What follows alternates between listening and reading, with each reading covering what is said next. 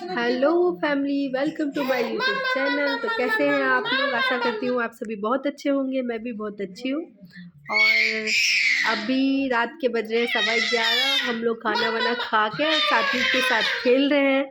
सात्विक अपने पापा के साथ बहुत मस्ती कर रहा है। उसके लिए हम अभी खिलौने लेके आए थे, जिससे वो बहुत खेल रहा है और बहुत खुश है। अभी दिखाती हूँ मैं आप लोगों को।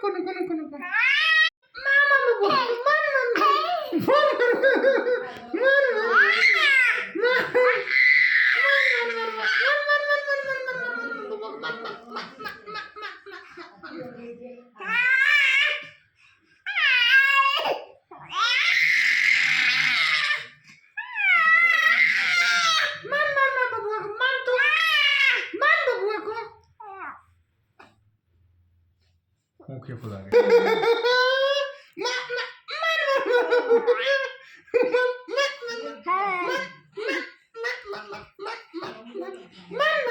इस सात्विक अपने पापा के साथ मस्ती कर रहा है और बहुत खुश हो रहा है डॉगी के साथ। ये